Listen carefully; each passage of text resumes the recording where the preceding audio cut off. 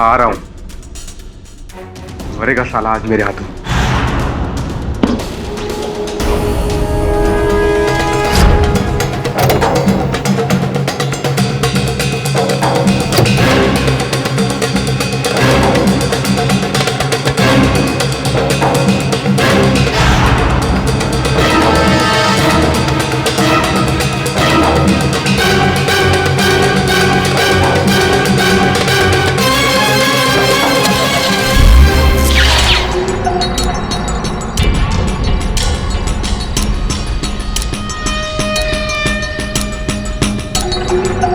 कितनी देर लगा दिया आने में।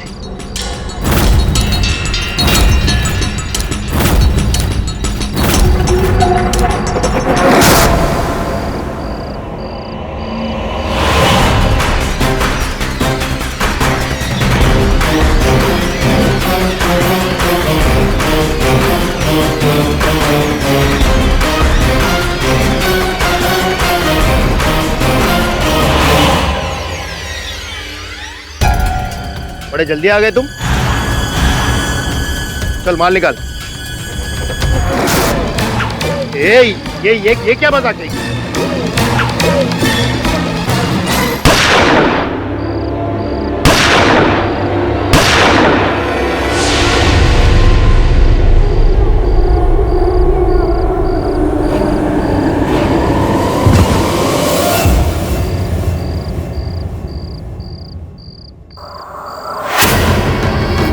भैया भैया भैया ये क्या हो गया भैया?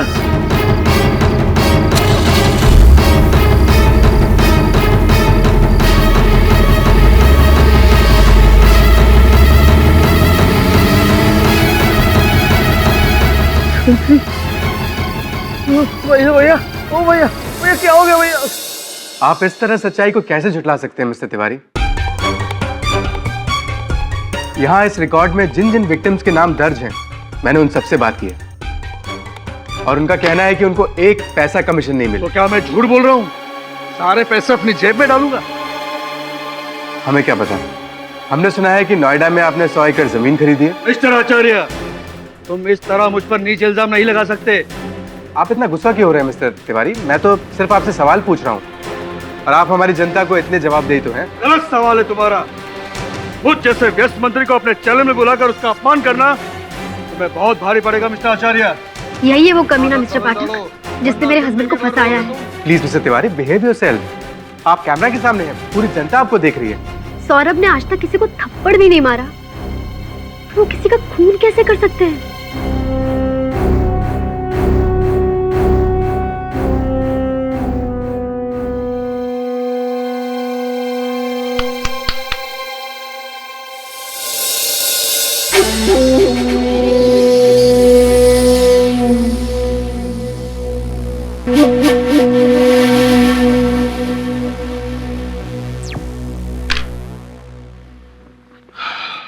आपके पति सौरभ का स्वयं मैं भी प्रशंसक हूं। हर रात उसका कार्यक्रम देखता हूं। उसका केस अवश्य लड़ूंगा मैं, किंतु उससे पहले मैं भेंट करना चाहूंगा उससे। क्या क्या घटा उस समय उसके मुख से सुनना चाहूंगा। चलिए, इस केस के बारे में तुम जितना जानती हो बता दो, मैं लिख लेता हूं।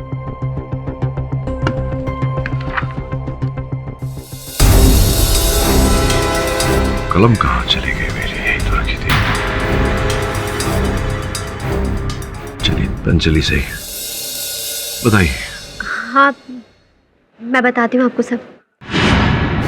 मिस्टर पाठक, मैं राजेश चक्रधर से सिर्फ वहां मिलने गया था, पर जैसे ही मैंने अपनी गाड़ी पार्क करी और मैं उसके पास पहुंचा, वो मर चुका था।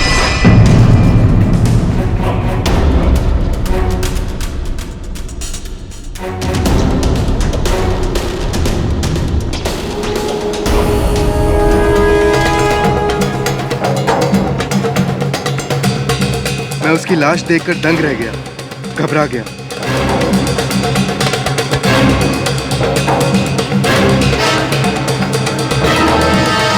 और फिर वहां से अपनी गाड़ी में घर चला गया।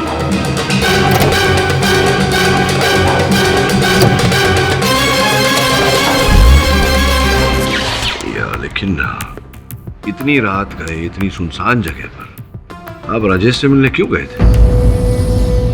मुझे नहीं पता मुझसे ऐसी गलती क्यों हो जाती है। अगर किसी को पता चला ना सौरभ तो मैं मर जाऊंगी। क्या है ना मिस्टर पाठक, हमारे प्रोफेशन में ऐसा होता ही है। न्यूज़ इकट्ठी करने के लिए हमें खबरियों से मिलने जाना पड़ता है, और राजेश मुझे कोई इम्पोर्टेंट खबर देने वाला था, लेकिन उसके पास पहुंचने से पहले ही उसकी मौत हो चुकी थी। पता नहीं उसे किसने मारा। यार समझ में नहीं आ रहा है, इतने सीधे साधे केस के लिए मुझे क्यों बुलाया? मैंने असिस्टेंट भी लड़ सकता था। खैर अभी आ गया हूं तो 10 मिनट के अंदर केस खत्म कर दूंगा। It's a simple case your honour. 29 जून की रात सौरभ आचार्य ने राजेश चक्रधर, आरोपी सौरभ आचार्य ने राजेश चक्रधर को गोराई बीच के पास एक सुनसान रास्ते में किसी बहाने से बुलाया और उनकी हत्या कर दी। हत्या करने के बाद जब सौरभ आचार्य अपनी गाड़ी में जा रहे थे तब राजेश चक्रधर के भाई अशोक चक्रधर ने इनको जाते हुए देख लिया, गाड़ी को देख लिया और नंबर नोट कर लिया अपनी हथेली में। जी हाँ सर, MH048973 यही उस कार का नंबर है सर। सफेद कलर की कार थी सर। और जब पुलिस को सौरभ आचार्य की गाड़ी जो थी वहां पे पार्क मिली इनके घर के पास, तो उनके ग्लव बॉक्स में से एक गन भी मिली योर ऑनर। ये वो यही गन है योर ऑनर। और बैलिस्टिक रिपोर्ट से साफ साबित होता है, जो आपकी मेज पे पड़ी है, कि राजेश चक्रधर के शरीर से जो 3 गोलियां पाई गई है वो इसी गन से चलाई गई है। और फॉरेंसिक रिपोर्ट का ये कहना है कि इस गन पे जो उंगलियों के निशान है वो सौरभ आचार्य के है। 5 मिनट के अंदर अंदर इतने सारे सबूत मैंने पेश कर दिए हैं तो कोई बेवकूफ भी समझ जाएगा कि खूनी कौन है। यही तो प्रॉब्लम है योर ऑनर, कि बेवकूफों की सोच नहीं होती, समझ नहीं होती है, इसीलिए उन्हें बेवकूफ कहा जाता है। अब बेवकूफ ने ये नहीं सोचा कि राजेश चक्रधर जो एक खबरी था, जिनसे खबर प्राप्त करने सौरभ वहां गए थे, सौरभ उनकी हत्या क्यों करेंगे? एक मिनट ये गुप्त बात आपको कैसे पता चली? I mean, आपको किसने कह दिया कि राजेश चक्रधर एक खबरी था? मैं केस लड़ रहा हूँ, मेरा मुवक्किल है। नहीं, to the best of my knowledge, मैं भी प्रोसिक्यूटर हूँ। To the best of my knowledge Rajesh Chakradhar एक डिपार्टमेंटल स्टोर में फुल टाइम नौकरी करता था। और मैं यूं ही नहीं कह रहा हूँ, साबित भी कर सकता हूँ। उसके लिए योर ऑनर मैं मीरा, जो उसी डिपार्टमेंटल स्टोर में काम करती है, उसको यहाँ पे बुलाकर साबित कर दूँ। Permission granted.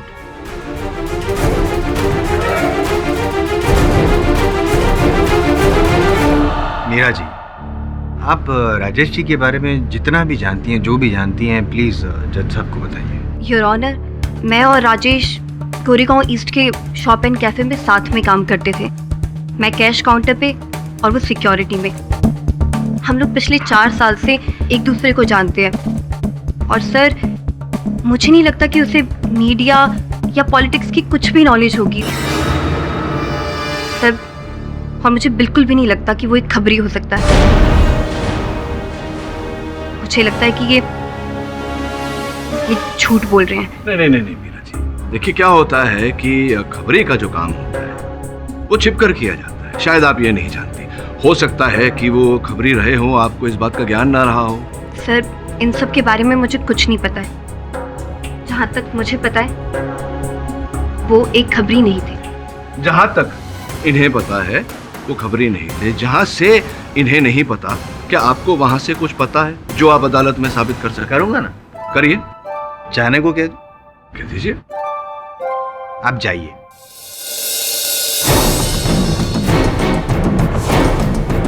जाइए।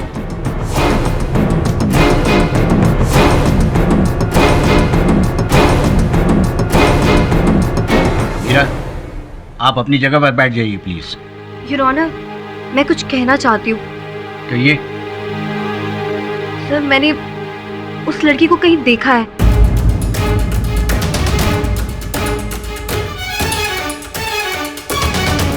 आप वही है ना जो पिछले हफ्ते हमारे स्टोर में आई थी ना, और मेंबरशिप फॉर्म भी फिल किया था आपने? नहीं तो मीरा जी, इसमें विशेष बात क्या है? आपके स्टोर में तो कई लोग आते होंगे, वो भी आई होंगी। कोई विशेष बात हो तो बताइए हमें। नहीं सर, मुझे याद आया कि मैंने इनकी पेमेंट रिसीव की थी उस दिन। तो और इनके चले जाने के बाद राजेश मेरे पास आया था। बिल बना दीजिए।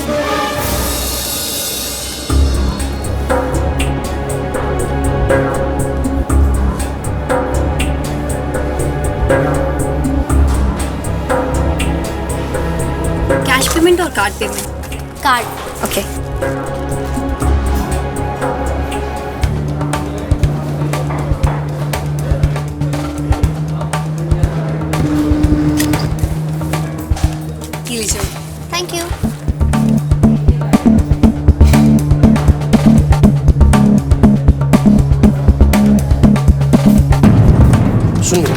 हाँ बोलो।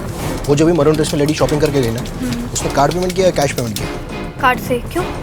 कुछ नहीं, उसने मेंबरशिप फॉर्म भरा है? हाँ। देना जरा मुझे।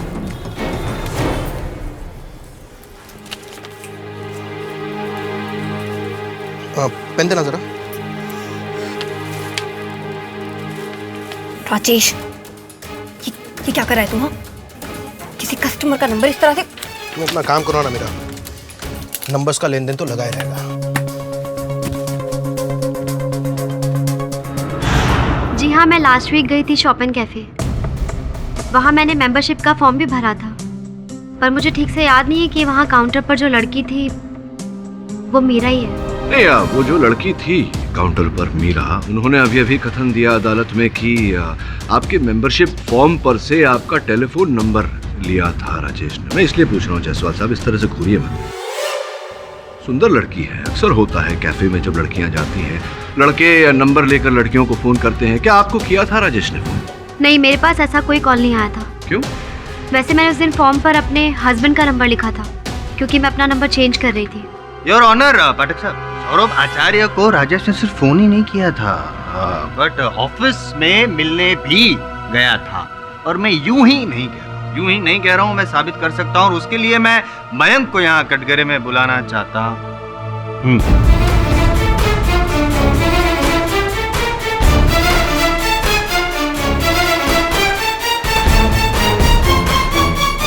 मयंक जी, बताइए कि आपने राजेश को ऑफिस में कब देखा? वही जिस दिन सौरभ ने सदानंद तिवारी का इंटरव्यू लिया था, उसी की जस्ट बात। वेल डन सौरभ, क्या खिंचाई की तुमने मिनिस्टर की। गट्स। Thank you. तो तुम लोगों को क्या आज पता लगा? आज तक ये कितने लोगों की पोल खोल चुका है? Thank you boss. Guys, Saurabh मेरी चैनल का महाराणा प्रताप है, एकदम निडर और हमेशा सतर्क। और उनकी गिदड़ गप्पियों से घबराना नहीं तुम। हाँ, हम with you. Thank you boss. Saurabh sir, आपसे कोई राजेश चक्रधर मिलने आया। हाँ, मेरी उनसे फोन पे बात हुई थी, उन्हें मेरे केबिन में भेज दो। ठीक सर।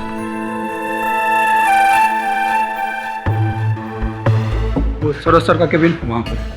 ठीक है।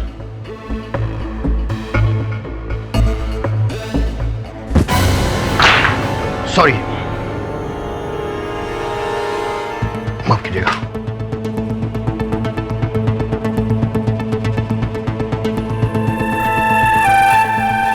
उसके बाद राजेश चक्रधर सीधा सौरभ के कैबिन में चला गया, और उन दोनों के बीच में क्या बातें हुई आई डोंट नो, पर वो डेफिनेटली खबरी नहीं था यार, कोई और था। उतना तो मैं 100% कह सकता हूँ।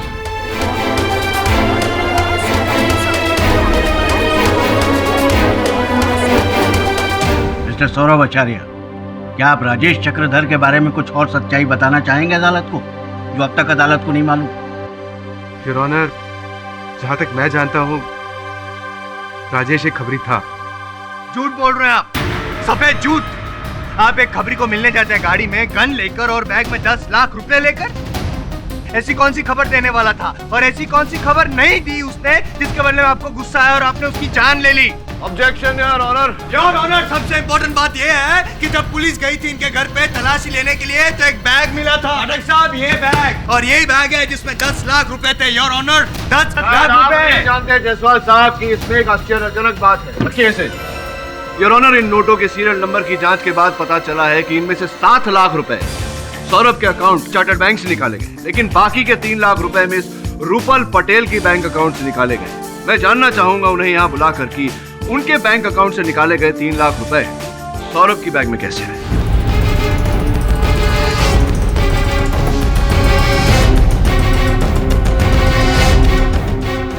ये 3 लाख रुपए आपने अपने बैंक से निकाले थे, क्या ये सही है? जी सर। ये बताइए कि आपके बैंक से निकले हुए रुपए सौरभ जी के पास कैसे पहुंचे और क्यों पहुंचे? एक्चुअली सौरभ ने मुझसे ये पैसे उधार लिए थे, और सेम डे 29 जून को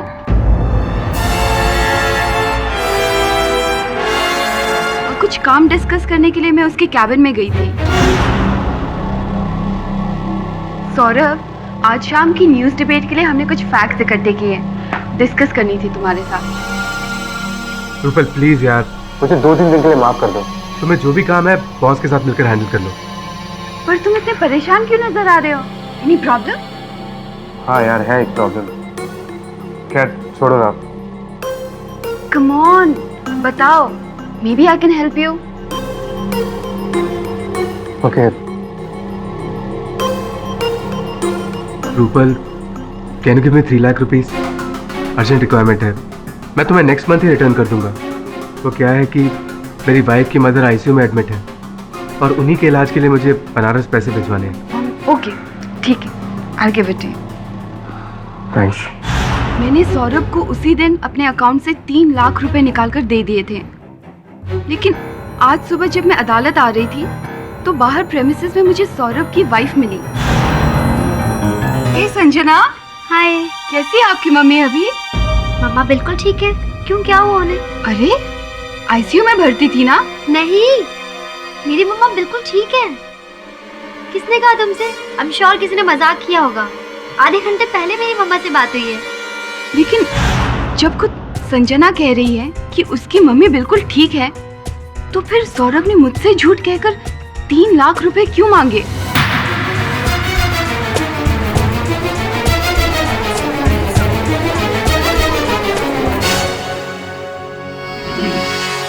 पाठक साहब, चिंता हो रही है आपकी। क्या है, आप तो सच का नगाड़ा बजाने की कोशिश कर रहे हैं, लेकिन आपके क्लाइंट ने झूठ का फटाफट ढोल बजा दिया। बैंड बज गई आपके केस की। घंटी बज गई जसवंत साहब।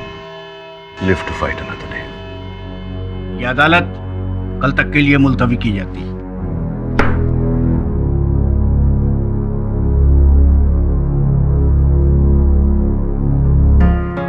क्या कर रहे थे? सर मेरी बाइक की चाबी सो कमाल है, कभी पेन गुम हो जाती है, कभी बाइक की चाबी। पता नहीं कहाँ गायब हो गई। पाठक जी, जी। आपका चेक। अरे नहीं, इसकी क्या जरूरत थी, केस तो अभी भी। फर्स्ट हियरिंग की फीस। Thank you.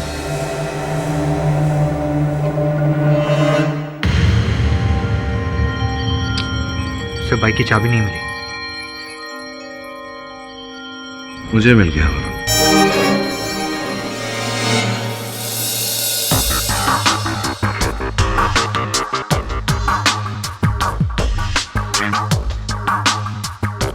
क्या वो सर, संजना जी ने कम पैसों का चेक बनाया? नहीं, पैसे तो ठीक दिए हैं, साथ ही साथ एक संकेत भी दिया है। हाँ, तो इस डायरी में मेरी जो लिखावट है और इस चेक के लिफाफे पर जो लिखावट है संजना जी की, वो उसी स्याही से लिखी गई है, उसी कलम से, जो स्याही का उपयोग मैं करता हूँ, सेंटेड फ्लोरिडाइन। सर, और आपका पेन तो ऑफिस से गायब हो गया था। हाँ, इसका मतलब ये होता है कि वो कलम संजना जी ने गायब की थी।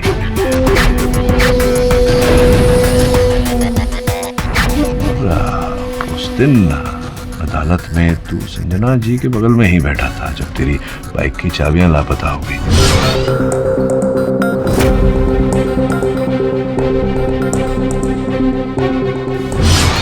हाँ सर, मेरे बगल में बैठी। इसका मतलब एक काम कर, इसके पीछे चक्कर क्या है ये पता लगाने के लिए तुझे संजना के घर जाना पड़ेगा एक बार। मुझे लगता है कहीं ना कहीं ये सौरभ की झूठ से जुड़ा हुआ है। मैं खुद हैरान हूँ, मुझे नहीं पता राजेश ने मीरा से मेरा नंबर क्यों लिया। क्या काम होगा उसे मुझसे? और मुझे नहीं लगता कि राजेश ने सौरभ को कोई कॉल किया, क्योंकि अगर ऐसा कोई फ़ोन उनके पास आया होता तो वो मुझे ज़रूर बताते, पर सौरभ ने मुझसे ऐसा कोई जिक्र नहीं किया। मैं कह रही हूँ ना, ये सारी प्लानिंग उस मिनिस्टर की है। आप बिल्कुल टेंशन मत लीजिए, सच जो भी है बहुत जल्दी सामने आ जाएगा।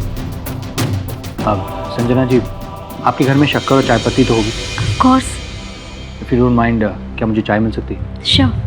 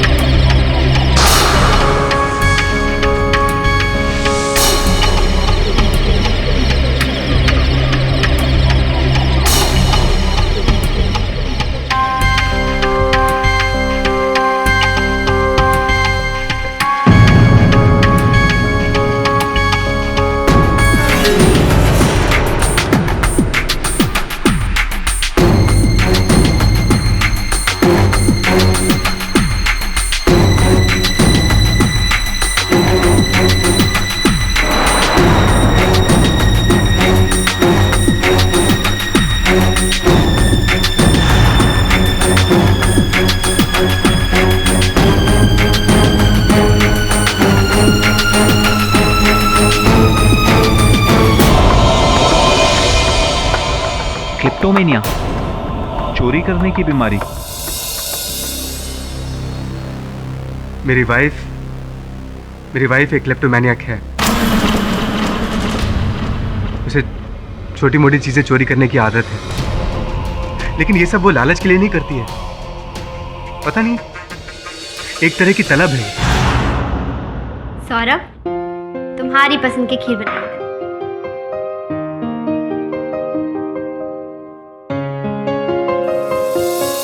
ये चम्मच? ऐसा चम्मच तो हमारे घर नहीं है ना।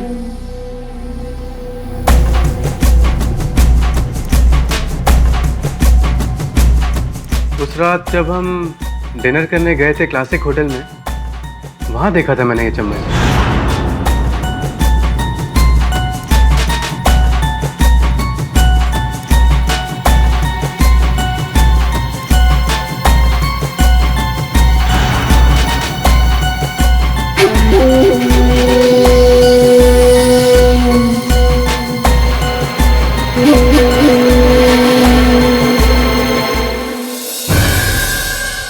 नहीं सौरभ, वो पड़ोस में जो है ना, मैं चेंज कर देती हूँ।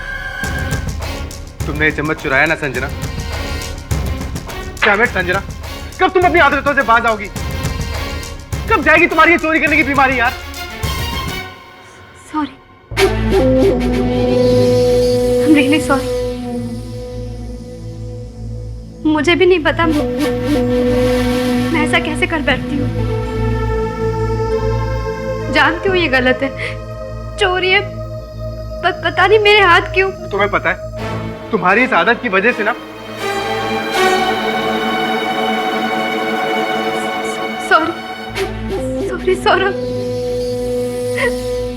मुझे नहीं पता मुझसे ऐसी गलती क्यों हो जाती है। 1 साल से मैं साइकियाट्रिस्ट के पास जा रही हूँ, कोई फायदा नहीं हो रहा। मैं जानती हूँ तुम मेरी वजह से कितनी बार एम्बैरेस हो चुके हो। शायद कोई और होता तो मुझे छोड़ चुका होता अब तक। अगर किसी को पता चला ना सौरभ, तो मैं मर जाऊंगी। मैं मर जाऊंगी, मैं शर्म के मारे मर जाऊंगी। मैं नहीं जी पाऊंगी, मर जाऊंगी। ऐसा क्यों बोल रहे हो संजना? आप जस्ट रिलैक्स, सब ठीक हो जाएगा। किसी को कुछ पता नहीं चलेगा, ओके? किसी को कुछ पता नहीं चलेगा। मैं हूं ना, रिलैक्स। मैंने संजना से वादा किया था कि उसकी कड़वी सच्चाई मैं दुनिया के सामने कभी नहीं आने दूंगा, उसे कभी शर्मिंदा नहीं होने दूंगा। और इसीलिए मैंने अदालत में और आपसे झूठ कहा। नहीं, वो तो ठीक है, लेकिन इसका राजेश की हत्या के केस के साथ क्या लेना देना है, ये नहीं समझ रहा हूँ। जी मैं आपको बताऊंगा मिस्टर पाठक, लेकिन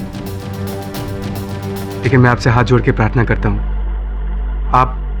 आप मेरी बीवी की चोरी करने की आदत के बारे में किसी को मत बताइएगा, प्लीज मिस्टर पाठक। पहले सच बताओ, मुझे अपना काम करने दो। अब बोलो, सत्य क्या है? डॉक्टर प्लीज मेरी हेल्प कर लीजिए। मेरे पास इसके अलावा कोई और चारा नहीं है। मैं जानती हूँ कि ये गलत है, मगर आप समझने की कोशिश कीजिए। मेरे पास और कोई रास्ता भी तो नहीं है। मैं कहाँ भटकती फिरूंगी? Please doctor. देखिए, हमारी क्लिनिक में ये सब नहीं होता है और मैं आपकी कोई मदद नहीं कर सकती हूँ।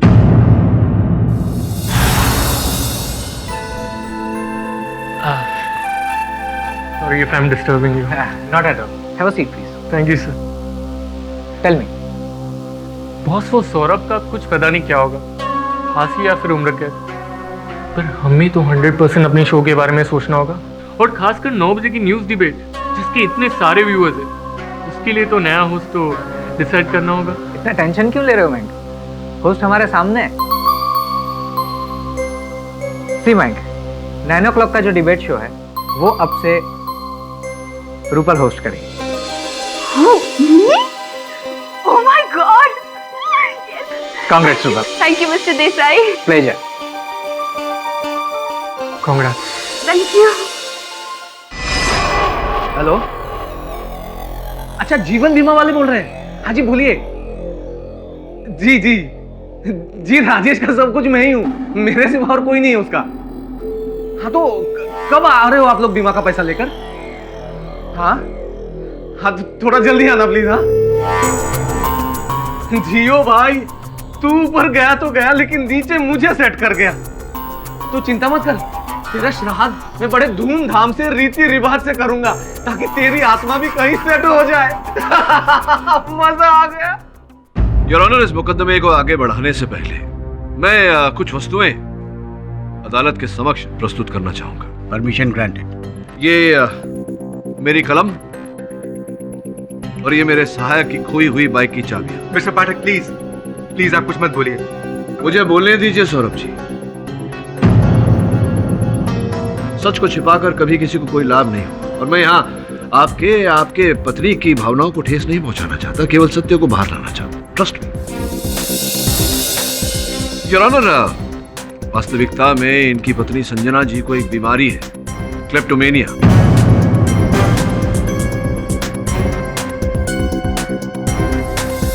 उन्हें वस्तुएं चुराना तो नहीं कह सकते योर ऑनर, उठाने की बीमारी है अपना समझकर।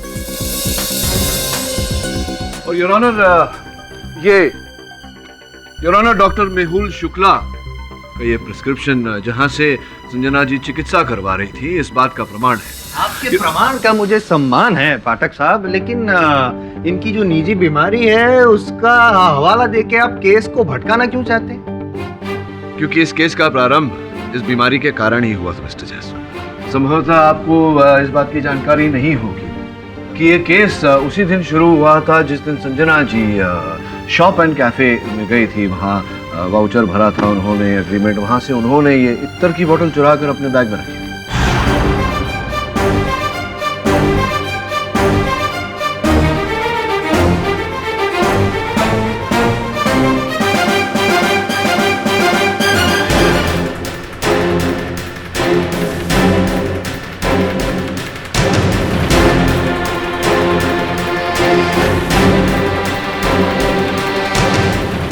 और संजना जी की ये चोरी राजेश चक्रधर ने पकड़ ली, जो उस समय सुरक्षा कक्ष में ड्यूटी पर था।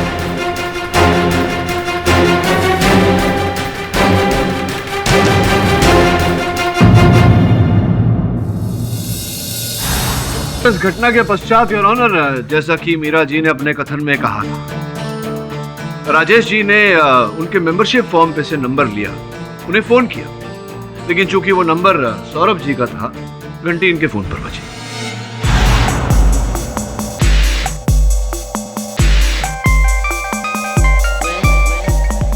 हेलो, कैसे हैं सर जी आप? मिलना था आपसे। कौन हो तुम? क्या काम है? काम तो आपका है सर, मेरा नहीं है। मेरा काम? अरे एक बार सर आप मिल तो लो, कुछ इंटरेस्टिंग चीज दिखानी आपको। अरे सर ज्यादा सोचिए मत, अगर मुझसे नहीं मिलेंगे ना तो बहुत पछताओगे। बस ये समझो सर, लाइफ स्टिंग ऑपरेशन। जल्दी बताइए कहाँ मिलूं? Meet me in the office. इसके बाद राजेश सौरभ से मिलने इनके ऑफिस पहुंचा। बाय गॉड, बहुत बड़ा फैन हूँ आपका मैं, रोज टीवी पे देखता हूँ। क्या बोलते हैं आप, बड़ा मजा आता है सर। बोलो, क्या स्टिंग ऑपरेशन दिखाना चाहते हो? लेकिन एक बात का याद रखना, अक्सर हमारे पास लोग नकली टेप्स लेकर आ जाते हैं पैसे कमाने के चक्कर में, सो बी केयरफुल। नकली कुछ नहीं है, सब कुछ असली है, लेकिन बैठकर दिखाऊंगा तो बड़ा अच्छा लगेगा। Have a seat. आपके लैपटॉप में सीडी चलता है? जी हाँ। ये जरा चलाइए। लेकिन क्या है इसमें? अरे सर सब कुछ बता दूंगा तो देखने में क्या मजा आएगा, आप खुद ही देख लीजिए। Live sting operation.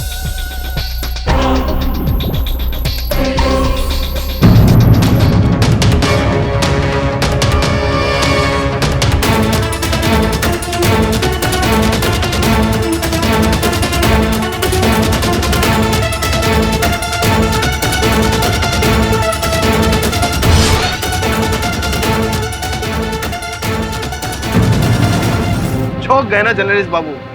अभी एक ईमानदार शरीफ आदमी की औरत ऐसी ऊंची हरकत करेगी तो झटका तो लगेगा ही, वो भी 1000 वोल्ट का। अरे खैर छोड़िए, इन सब चीजों से मुझे क्या लेना देना, आपसे ज्यादा नहीं लूंगा, क्योंकि आप एक होनहार रिपोर्टर है। तो सिर्फ 10 लाख। 10 लाख 2 दिन के अंदर दे जाना और ये सीडी ले जाना, ठीक है? कमीने, तू मुझे ब्लैकमेल करेगा? रुक रुक, मैं अभी पुलिस को फोन करता हूँ। अरे ना ना ना, पुलिस को बुलाने की क्या जरूरत है? फिर तो ना ये स्टिंग सिर्फ तुम्हारे चैनल पर नहीं, देश के सारे चैनल पर चलेगा। कितनी बदनामी होगी तुम्हारी, है ना? अच्छा लगेगा? लोग क्या कहेंगे कि एक बहुत बड़े मीडिया रिपोर्टर की बीवी छोटे मोटे दुकान से परफ्यूम चुराती है। अच्छी बात नहीं है ना? ये जो परफ्यूम की खुशबू है ना, तुम्हारे करियर को पूरा सड़ा देगी। और जो पूरा दिन तुम ये नेता मंत्रियों की ये सब जो खिंचाई पिटाई करते रहते हो ना न्यूज पे, वो सब तो तुम्हारी बैंड ही बजा देंगे। सिर्फ 10 लाख का सवाल है, 10 लाख। जोर जबरदस्ती नहीं है, अगर आप कहेंगे तो मैं यहाँ से चला जाऊंगा, रिवर्स गियर मार के यहाँ से चला जाऊंगा और सीधा जाऊंगा मंत्री जी तिवारी जी के पास जाऊंगा। वो वैसे भी आप पे घात खाए हुए, वो तो ये सीडी 20 लाख में लेने को भी तैयार हो जाएगी। सोच लो, कोई जोर जबरदस्ती नहीं है। 10 लाख या फिर करियर पे लात।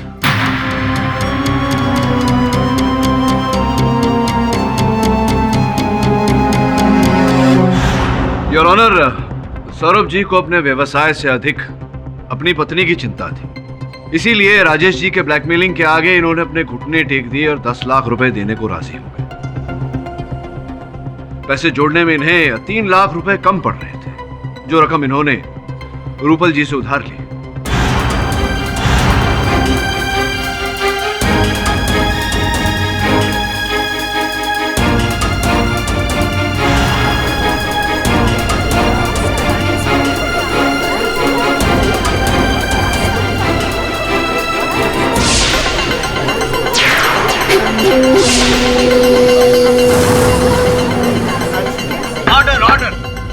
वेरी गुड पाठक साहब, पूरी कहानी बता दी है तो क्लाइमेक्स भी बता दीजिए ना प्लीज। शायद आप थक गए होंगे, मैं बता देता हूँ, सीनियर है यहाँ। योर ऑनर, अब तक हमें ये पता नहीं चल रहा था कि आखिर सौरभ जी ने राजेश जी का खून किया क्यों, लेकिन अब तो वो भी पता चल गया। मोटिव ऑफ मर्डर क्लियर हो गया योर ऑनर। मैंने किसी की हत्या नहीं की है योर ऑनर। मैं तो राजेश को 10 लाख रुपए देके सीडी हासिल करने गया था, लेकिन वहां पहुंचने से पहले ही राजेश मर चुका था। झूठ बोल रहे हैं आप। खून कुछ हुआ नहीं, खून आपने किया है, खूनी और कोई नहीं, आप ही है, क्योंकि आपकी गाड़ी के ग्लव बॉक्स से ही गन मिला है। I object your honour. Objection overruled. Your honour, किसी की गाड़ी से हत्या का औजार मिलने से कोई हत्यारा प्रमाणित नहीं हो जाता। अच्छा, तो पाठक साहब, आपका ये जो क्लाइंट है वो अगर फिरौती की रकम देने गया था तो अपनी गाड़ी में गन लेके क्यों घूम रहा था, वो भी मर्डर वेपन, क्यों? वो मैं आपको बताता हूँ योर ऑनर। वो गन मैंने अपनी प्रोटेक्शन के लिए रखी थी, क्योंकि एक इंटरव्यू के बाद मुझे धमकी भरे कॉल्स आने लगे थे।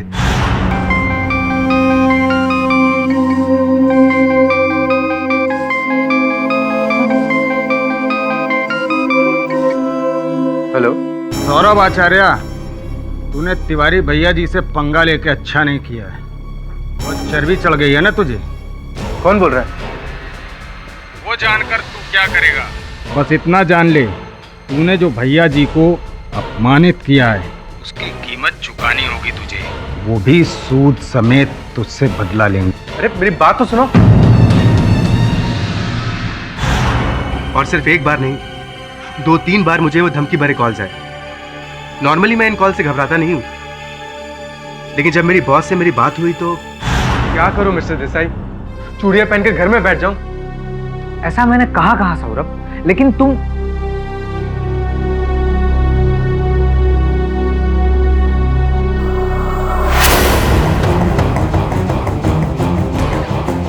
Keep it with you. मैं इस गन का क्या करूंगा मिस्टर देसाई? क्या करूंगा मतलब अपनी हिफाजत करोगे सौरभ? तुम्हें थ्रेटनिंग कॉल्स आ रहे हैं, तुम पर हमला भी हो सकता है, और वैसे भी तुम लेट नाइट घर जाते हो। Please keep it.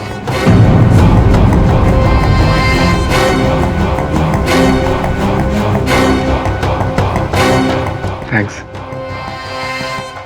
और उसके बाद मैंने गन को कार के ग्लव बॉक्स में रख दिया, क्योंकि मैं जानता था कि घर के अंदर और ऑफिस के अंदर मुझे कोई खतरा नहीं है। यहाँ पे खतरा है, पता है हमको? क्या आपने मतलब गन राजेश से जब मिलने गए तब गन आपने डैशबोर्ड यानी कि ग्लव बॉक्स में रखी थी, सही? जी। और उसके बाद आप गाड़ी से उतरकर चल के गए राजेश से मिलने के लिए। तो मेरे हाथ में गन नहीं थी, सिर्फ बैग मेरे हाथ में था। गन नहीं थी, बैग ही था ना? जी। चलो मान लेते हैं ना, आपकी बात मान लेते, कोई बात नहीं। लेकिन आप जब निकले तब आप गाड़ी तो आपने लॉक की होगी, वो रिमोट कंट्रोल आता है ना, चींचू चींचू।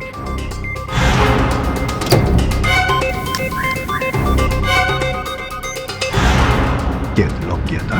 और जब आप गाड़ी लॉक करके चल के राजेश तक पहुंचे तो वो दूरी कितनी थी? तकरीबन 2-2.5 मिनट लगे थे मुझे वहां पहुंचने में। सही सही, परफेक्ट। और जब आप वहां तक पहुंचे राजेश तक, तब वो ऑलरेडी मरा हुआ था। जी हाँ।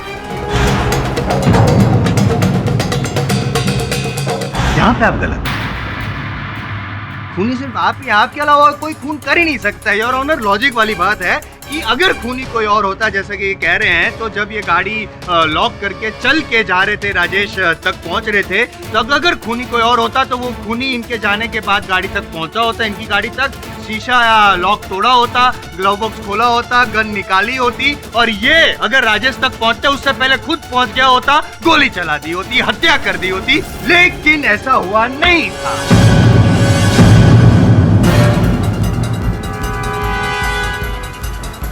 क्योंकि जब तक सबसे पहले तो ये जनाब वहां पे पहुंच चुके थे योर ऑनर, और अपना काम तमाम कर चुके थे। नहीं, मैंने ऐसा कुछ नहीं किया। अरे तो फिर सिर्फ दो मिनट के अंदर कैसे आप वहां पे पहुंचे? उससे पहले क्या कोई भूत आया जो उड़ता उड़ता आया, आपकी गाड़ी का शीशा खोला, ग्लव बॉक्स खोला, गन निकाली, उड़ता उड़ता वापस गया और फिर गोली भी चला दी? ऐसा हुआ था क्या? है देखिए मेरी क्या देखूं मैं? आप नहीं देख सके थे कि कौन था वो बंदा जिसने गोली चलाई? अरे देखा नहीं, चलो कोई बात नहीं, इनविजिबल भूत था, लेकिन क्या गोली चलने की आवाज भी नहीं सुनी आपने? हाँ, अरे झूठ बोल रहे हैं, कितना उल्लू बनाएंगे आप सबको, कितनी झूठी कहानी बनाएंगे। मैं मानता हूँ कि गन कार के ग्लव बॉक्स में थी, मगर मुझे नहीं पता उस गन से खून कैसे हुआ। मुझे कुछ समझ में नहीं आ रहा है,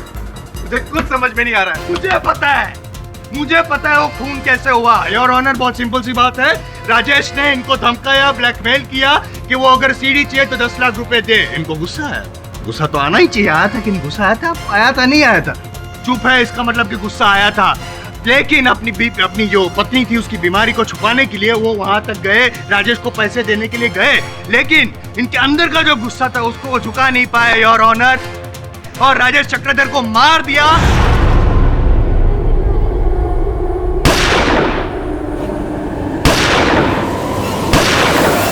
एंड ऑफ केस। आप फैसला सुना दीजिए योर ऑनर।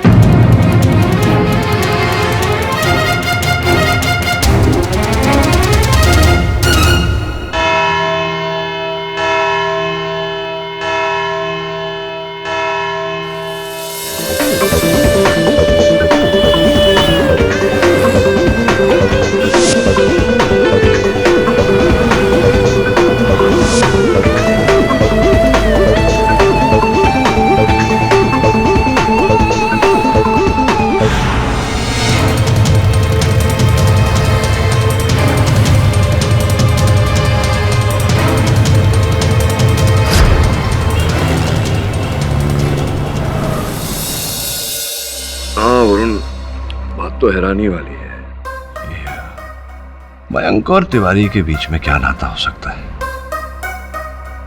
कुछ समय पहले एक राष्ट्रीय चैनल पर तिवारी ने सौरभ को जान से मार देने की धमकी दी थी। क्या लगता है तुझे, कहीं ऐसा तो नहीं कि मयंक की सहायता लेकर तिवारी ने यह खेल रचा हो? सर, मुझे भी ऐसा ही लग रहा है। सर, एक और बात है, सौरभ की जगह उनके बॉस सिद्धार्थ ने रूपल को प्रमोट किया। अब उनके चैनल की लीडिंग रिपोर्टर रूपल है। हाँ माँ, बहुत बड़ा ब्रेक मिला है मुझे। अब आप देखना मैं पापा का नाम कैसे रोशन करती हूँ। बस एक बार, 1 मिनट मामा, दरवाजे पे कोई है, मैं आपको थोड़ी देर में फोन करती हूँ।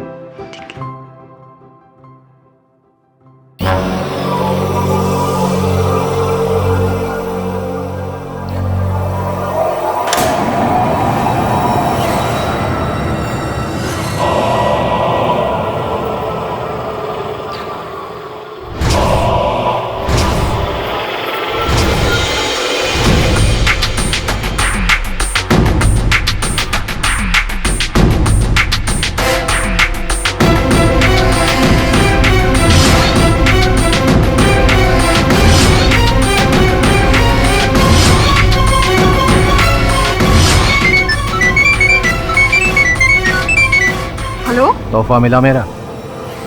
कौन हो तुम? जानकर क्या करोगी? बस 25 लाख रुपए लेकर रात के 10 बजे जोगस पार्क के पीछे वाले कोस्टा विला आ जाना, वरना ये सीडी। कौन हो तुम जो मुझे ब्लैकमेल कर रहे हो? ये सीडी तो राजेश के पास थी और वो तो मर चुका है। पर धंधा आज भी जिंदा है।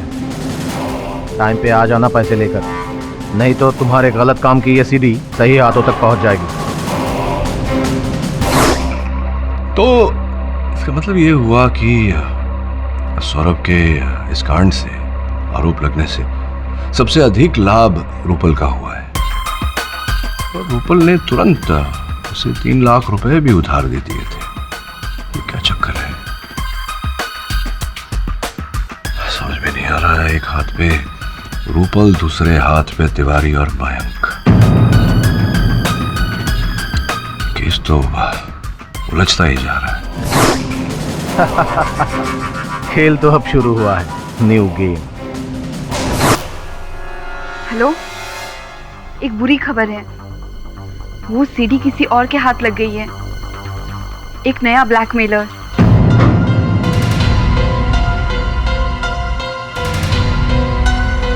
मिस्टर देसाई, मुझे आपसे कुछ अर्जेंट बात करनी है right now. Call you back.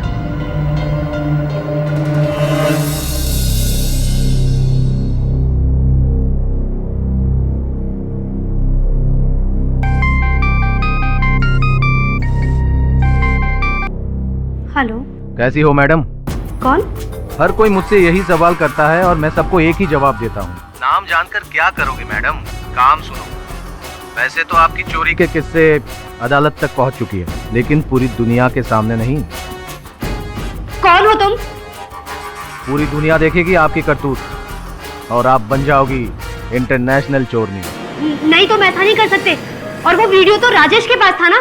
Rajesh तो मर चुका है, तो तुम कौन हो? फिर वही बेकार की बात। अरे कौन जिंदा है कौन मर गया ये इम्पोर्टेंट नहीं है मैडम। इम्पोर्टेंट ये है कि आज रात 15 लाख रुपए लेकर जोगस पार्क के पीछे वाले कोस्टा विला आ जाना, नहीं तो कल सुबह तक पूरी दुनिया के सामने आपकी चोरी के किस्से मशहूर हो जाएंगे।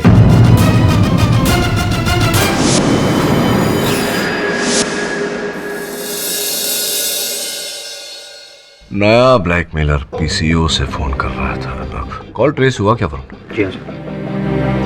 सर मुझे बहुत डर लग रहा है। तुम निश्चिंत रहो संजना, हो सकता है कोई यूं ही तुम्हें बेवकूफ बना रहा है, पैसे ऐंठने की कोशिश कर रहा है। एक बात तो निश्चित है कि जो भी है ये व्यक्ति वो इस केस से जुड़ा हुआ है, इस केस के हर पहलू को जानता है, लेकिन इस बात की कोई गारंटी नहीं कि वो सीडी उसके पास है या नहीं। तो बुलाया है तो मिलने तो जाना पड़ेगा। जाएगा वरुण? Yes sir.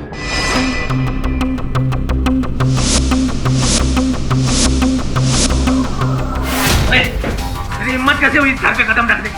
मुझे पता नहीं ये घर अब मेरा है, मेरा। देख अशोक, मैं ना तेरी मुंह नहीं लगना चाहती। मेरा कुछ जरूरी सामान रखा है अलमारी में। ओए खबरदार अशोक, मेरा सामान। खबरदार, तेरी सारे पैतरे समझ रहा हूँ मैं।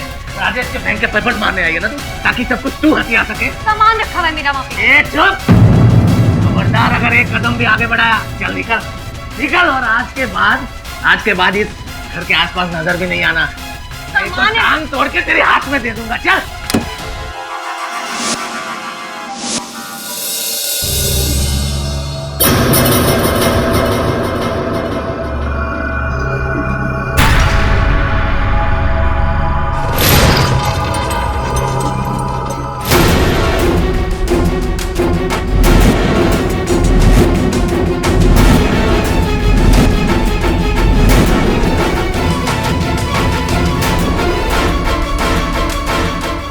पैसे का? अरे वो मैडम पैसे, अरे वो मैडम पैसे।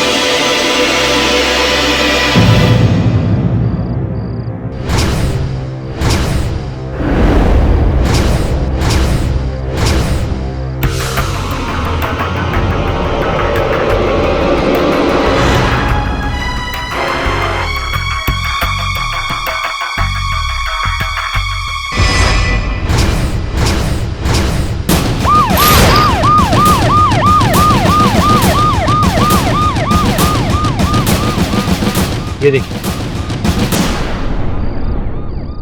एक मर्डर केस सॉल्व हुआ है नहीं, दूसरी लाश गिर गई। लेकिन इंस्पेक्टर यादव, ये तो तय हो गया कि सौरभ आचार्य कातिल नहीं है, कोई और है। ये वाइन शॉप की पर्ची मिली। Sunshine wine shop. हवलदार जी साहब। पता करो ये पर्ची किसकी है, किसने वहां से शराब खरीदी है। अरे यार, क्या हुआ वहाँ? एक्सक्यूज मी शेफाली, मैंने तुम्हें कितनी बार बोला है ऑफिस में मुझे मत फोन किया करो। अरे तुम जानती हो ना।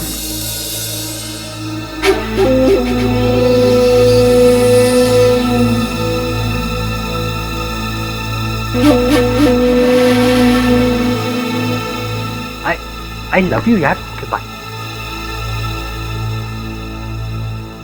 आप अभी तक गई नहीं? जब तक मुझे ब्लैकमेलर का पता नहीं चलेगा मुझे नींद नहीं आएगी। वरुण, क्या हुआ वहाँ पर?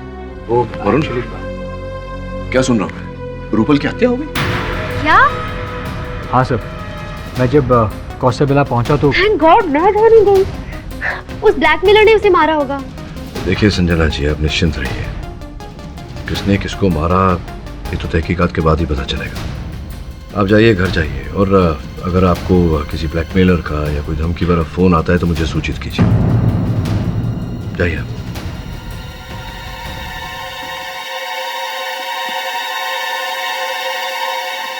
वरुण, क्या हुआ? क्या तू गया? क्या कुछ मिला? सर, एक वाइन शॉप की पर्ची मिली थी, मैंने इंस्पेक्टर यादव को दे दी। और फिर जब मैं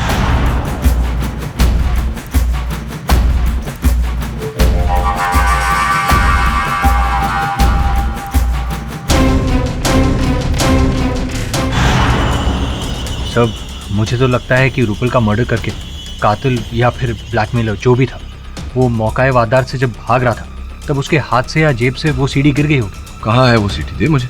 सर, मेरे बैग में।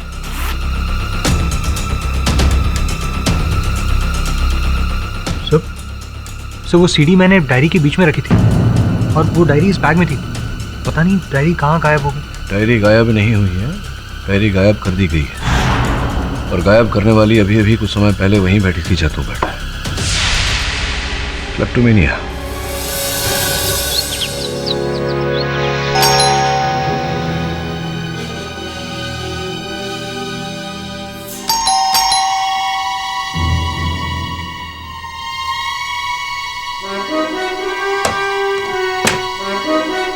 कौन? Good morning Sanjana ji.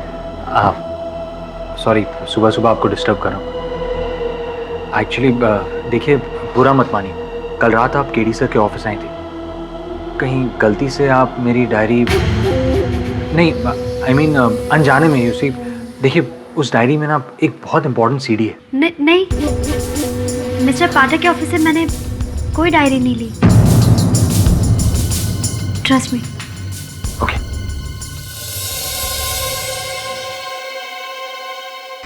हाँ सावंत, पता किए थे वाइन शॉप का? शाबाश, चलो गाड़ी निकालो।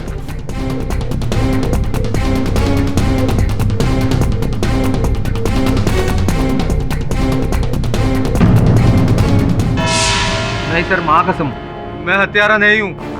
इतना कबूल करता हूँ कि मैं रूपल जी को ब्लैकमेल कर रहा था। हाँ भाई, ब्लैकमेल कर रहे थे, हत्या आपने की, यही सब तो किया आपने। राजेश के साथ पहले से आप उसके धंधे में जुड़े हुए थे। जी नहीं पाठक जी, मैं तो दरअसल राजेश से मिलने जब मैं गोराई बीच पर पहुंचा तो वो मरा हुआ था, और उसके जेब से मुझे कुछ सीडी भी मिली। मुझे पता था 15,000 रुपए कमाने वाला मेरा भाई राजेश अमीर लोगों को ब्लैकमेल करके खुद इतना अमीर बना।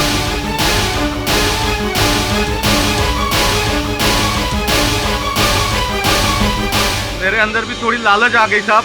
जैसा मैंने किसी का खून नहीं किया, और रूपल जी से मिलने जब मैं तय वक्त पर पहुंचा तो वो मरी पड़ी थी साहब। आप ही के साथ ऐसा क्यों होता है कि जब आप पहुंचते तो लाश वहां पहले से पड़ी होती है? खत्म नहीं हो रहा कुछ मुझे। और राजेश जी के मृत्यु के बाद तो उनकी पूरी धन संपत्ति, मकान इत्यादि सबके मालिक आप ही बन बैठे हैं। तो ये है आपकी हत्या का मकसद। आपने सोचा रोज अपने भाई से 200-400 रुपए क्या मांगने, एक ही बार में सफाया करके पूरी धन संपत्ति प्राप्त कर। क्यों? जी नहीं सर, सर मैंने अमीर बनने का सपना जरूर देखा था, पर मेरे भाई को मार कर नहीं। सर राजेश की जिस संपत्ति के बारे में आप बात कर रहे हैं, उस पर मुझसे ज्यादा किसी और की नजर थी। अच्छा, किसी और की? रियली? किसकी बताइए। कल रात को भी जबरदस्ती घर में घुसकर अपना हक जताने आई थी। वो सामने बैठी है मेरी भाई की प्रेमिका। कौन? मीरा?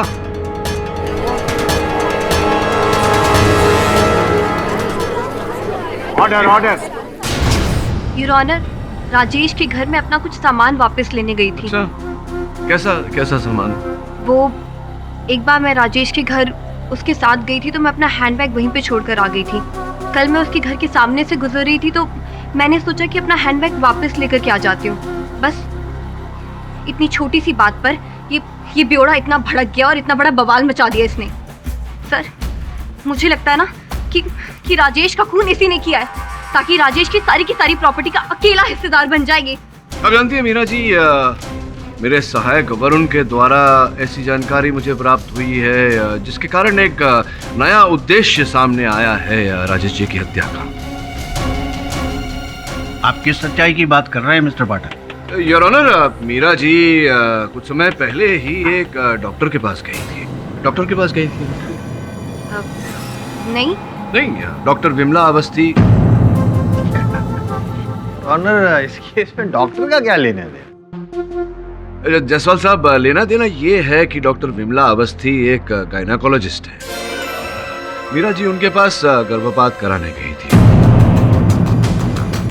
तो हुआ ये कि आप डॉक्टर विमला अवस्थी के पास, जो एक गायनाकोलॉजिस्ट हैं, उनके पास गई गर्भपात कराने, जिसका ये अर्थ होता है कि आपके पेट में बच्चा था। आपके अपने कथन के अनुसार आपके और राजेश के बड़े नजदीकी संबंध थे, तो स्पष्ट रूप से जो बच्चा आपके पेट में था वो राजेश का ही होगा संभवतः। और जब आपने राजेश से ये बात कही और विवाह करने का दबाव डाला तो प्राय जैसे होता है राजेश ने इनकार कर दिया होगा। नहीं कर सकता इस वक्त शादी में। तुम इस बच्चे का क्या करूं राजेश? गिरा दो। गिराऊंगी, सिर्फ तुम्हारे पाप को नहीं, इस बच्चे के बाप को भी। लेकिन मैंने राजेश का खून नहीं किया है।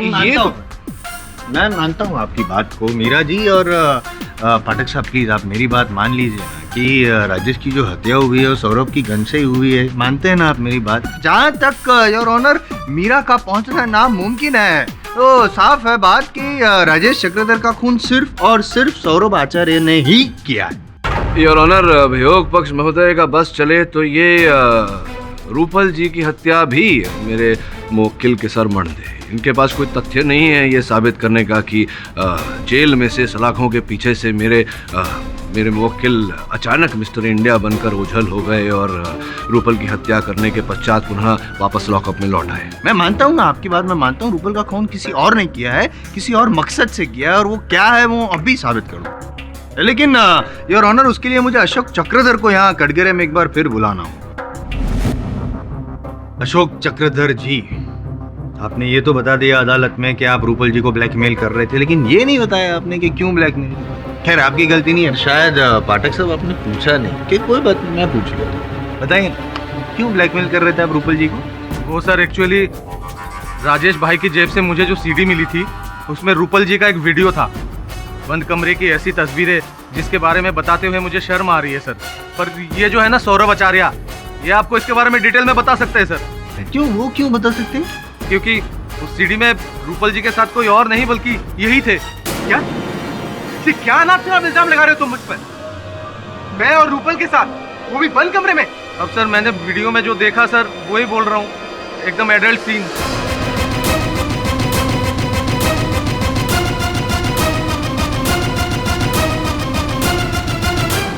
अरे जायसवाल साहब, ये आप इतने वरिष्ठ वकील हैं, आप तो जानते हैं कि केवल कथन देने से कुछ नहीं होता, साथ में प्रमाण भी होना चाहिए। ये आपने पूछा नहीं अपने गवाह से कि वो सीडी कहाँ है? कोई बात नहीं, मैं पूछ लेता हूँ, कहाँ है वो सीडी? सर वो सीडी एक्चुअली खो गई सर। खो गई? सर रूपल जी का लाश देखकर जैसे ही मैं हक्का वक्का वहां से भागा तो वो रास्ते में कहीं मेरे पॉकेट से गिर गई सर।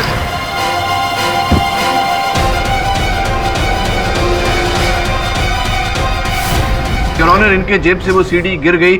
अब जब तक वो सीडी मिल नहीं जाती, इस बात का प्रमाण नहीं मिल जाता कि ये जो कह रहे हैं वो सच है, तब तक इनकी बात को सच नहीं माना जा सकता। अशोक झूठ क्यों बोलेगा पाठक साहब? कोई कारण नहीं है इल्जाम लगाने का सौरभ आचार्य पे, योर ऑनर। पर ये जो बातचीत हो रही है उसमें असली कारण जो है खून का, वो सामने आ गया। असली मकसद, द मोटिव ऑफ मर्डर।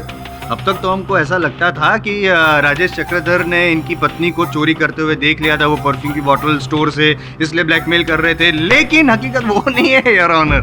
हकीकत तो ये है इनके जो नाजायज संबंध अफेयर चल रहा था रूपल के साथ, उसके बारे में राजेश चक्रधर को पता चल गया था, इसलिए वो ब्लैकमेल कर रहे थे। वो मोटी रकम मांगी होगी, 10 लाख शायद। गुस्सा आ रहा है अभी, देखो जैसा गुस्सा आ रहा है, उस वक्त और भी गुस्सा आया होगा, और इस गुस्से की वजह से मौत की नींद सुला दी राजेश चक्रधर को। और योर ऑनर, जहां तक इनके जो संबंध थे रूपल जी का, उनके दोनों के नाजायज संबंध का सवाल है, तो मैं यूं ही नहीं कह रहा हूं। जिस न्यूज चैनल में दोनों काम करते थे, उस न्यूज चैनल के कुछ कलीग्स भी आए हुए हैं। और सबसे बड़ी बात, खबरदार न्यूज चैनल के ओनर सिद्धार्थ देसाई जी फिलहाल हमारे साथ मौजूद है और कोई गर्मा-गर्म खबर देना चाहते हैं, ब्रेकिंग न्यूज। योर ऑनर, अगर आपकी परमिशन हो तो यहाँ बुलाओ। Permission granted. Your honour, Saurabh और रूपल मेरी चैनल के बड़े ही होनहार रिपोर्टर थे, लेकिन अब काम के अलावा उनके बीच में क्या रिलेशन थे मुझे नहीं पता, ना तो कभी मैंने उसकी जासूसी की है। लेकिन जब भी सौरभ की कैबिन में जाओ, अधिकतर वहाँ पे रूपल भी होती थी।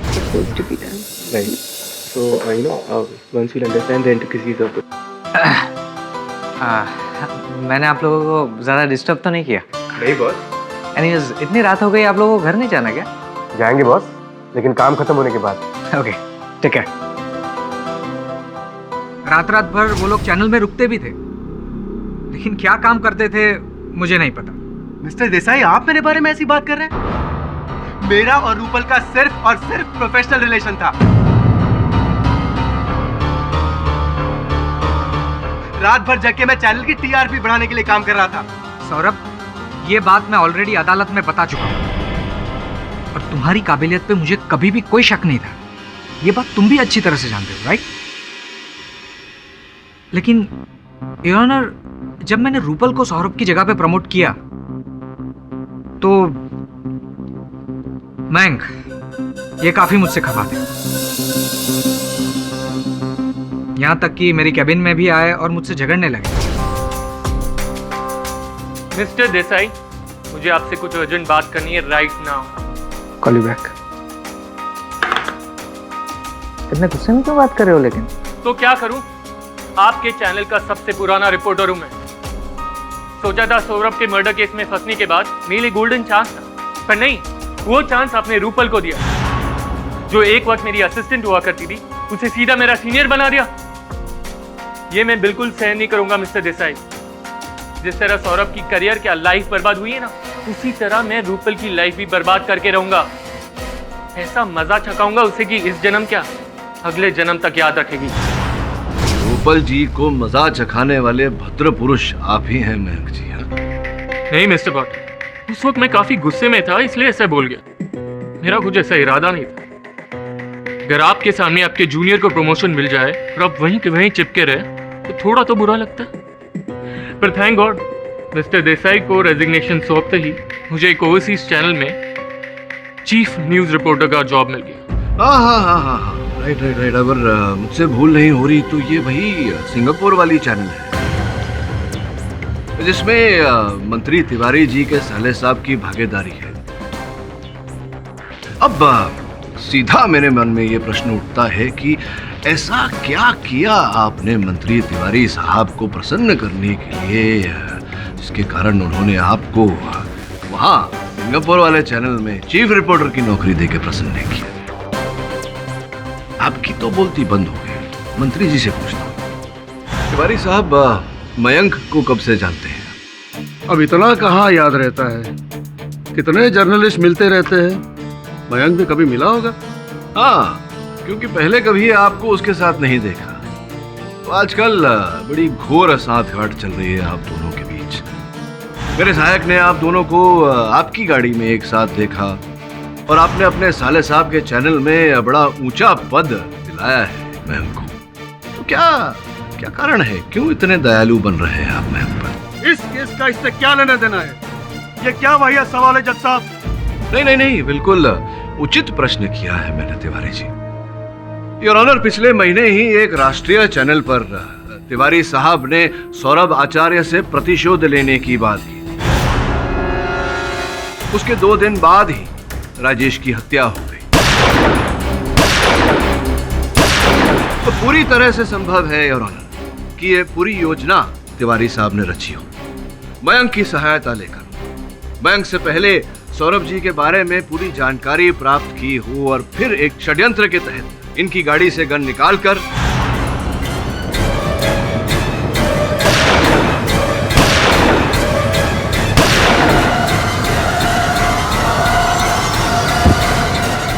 ये क्या बकवास है पाठक जी? एक तो मुझ जैसे वरिष्ठ मंत्री को यहाँ कटघरे पे खड़ा किया, यही बहुत है। ऊपर से आप मुझ पर घिनौना इल्जाम लगा रहे हो। होश में तो हो आप? हाँ, मैं तो होश में हूँ मंत्री महोदय, लेकिन आप आक्रोश में हैं और इसी आक्रोश के चलते आपने राजेश की हत्या की। और जब रूपल को आपके और मयंक के इस मिलीभगत के बारे में पता चला तो आपने रूपल को भी मरवा दिया।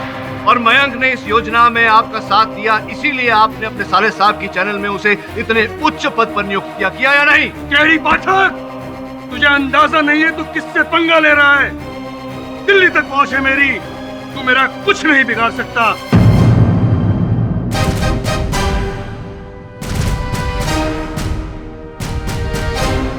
ये जो मुझ पर इल्जाम लगा रहा है ना, तुझे तेरी औकात दिखा कर ही रहूंगा मैं। तेरा वकालतनामा रद्द नहीं करवा दिया तो मेरा नाम भी सदानंद तिवारी नहीं। योर ऑनर, मिस्टर तिवारी, आप प्लीज शांत हो जाइए। जनता के प्रतिनिधि होकर इस तरह का अभद्र व्यवहार आपको शोभा नहीं देता।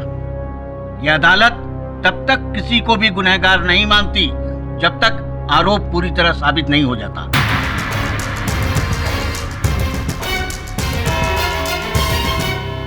यह अदालत 2 दिनों के लिए मुलतवी की जाती है। The court is adjourned. 2 ही दिन बचे हैं वरुण, और इन 2 दिनों में हमें बहुत कुछ पता लगाना है। वैसे इस समय मेरा संदेह सिमट कर 2 लोगों पर आ गया है, अशोक और तिवारी। सर, मयंक भी तो है। नहीं वरुण, मेरा अनुमान में मयंक केवल एक कठपुतली है जिसकी डोर तिवारी जी के हाथों में। वैसे ये जो अशोक ने खुलासा किया है नया, मुझे गहरी सोच में डाल दिया है। नहीं, वास्तव में रूपल और सौरभ के बीच कोई आपत्तिजनक संबंध तो नहीं था, जिसके कारण पहले राजेश सौरभ को ब्लैकमेल कर रहा था और फिर अशोक रूपल को। सर, अगर सौरभ हमसे एक बार झूठ बोल सकता है तो 2 बार क्यों नहीं? काश वो सीडी गुम नहीं हुई होती तो आज इस रात से पर्दा उठ चुका होता कि अशोक कितना सच बोल रहा है। झूठ बोल रहा है वो।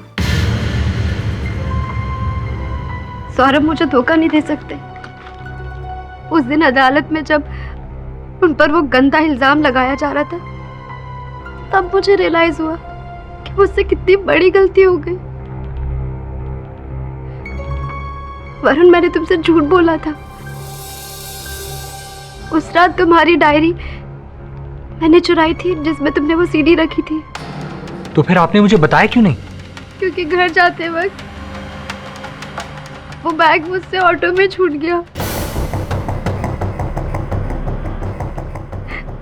इतनी मुश्किल से एक सबूत मिला था, उससे मैं अपने हस्बैंड को बेगुनाह साबित कर सकती थी, लेकिन मैंने वो भी खो दिया। बैठिए, बैठिए।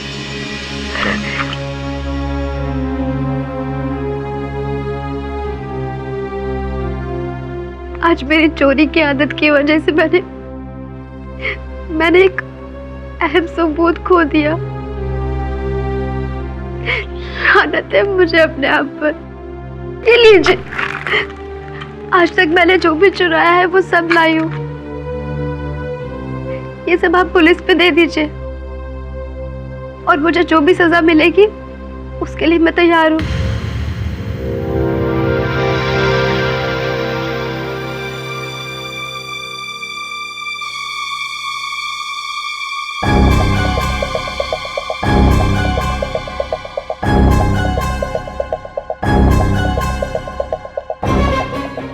लग रहा है कि ये घड़ी मैंने रूपल के हाथ में देखी थी।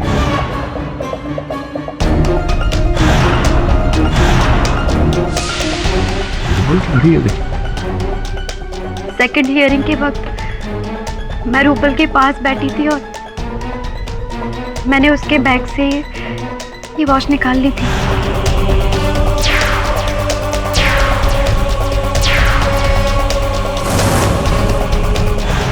अब वो तो इस दुनिया में नहीं रहे, लेकिन प्लीज मिस्टर पाठक, ये वॉच आप उसके घर वालों तक पहुंचा देना और प्लीज मेरी तरफ से सॉरी कह देना।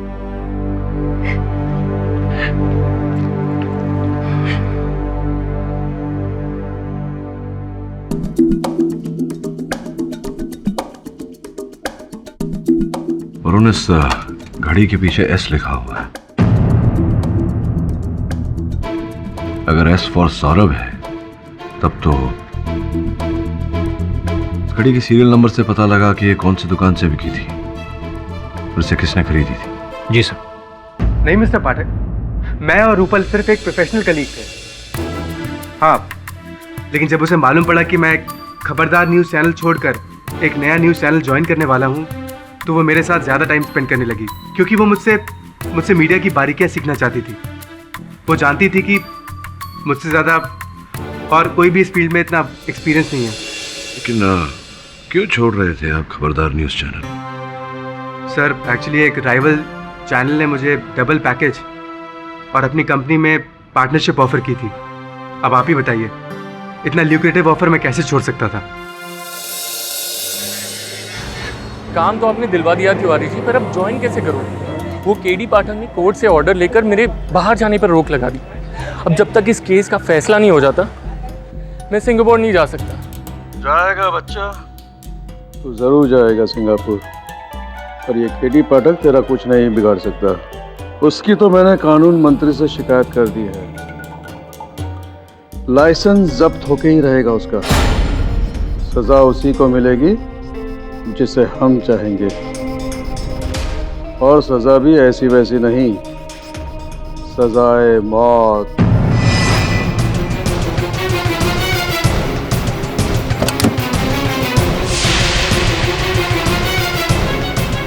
तुम देखो, मैं किसी को कुछ नहीं बताऊंगा। मानना नहीं, मैं किसी को कुछ नहीं बताऊंगा। प्लीज नहीं मानना।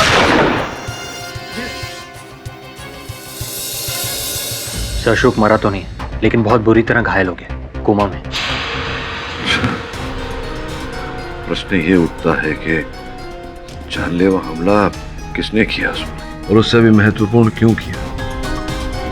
पुलिस क्या कहती है इस बारे में? पुलिस का कहना है कि उन्हें कोई सुराग नहीं मिला, लेकिन मैं आपके लिए बैलिस्टिक रिपोर्ट की कॉपी लेकर आया।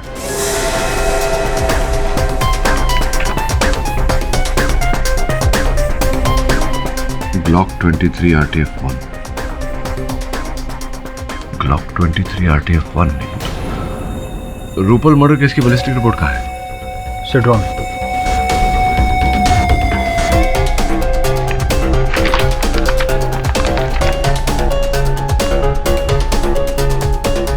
Glock 23 RTF-1।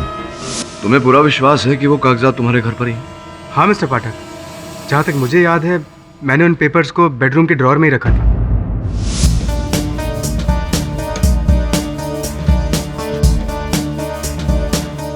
Good job.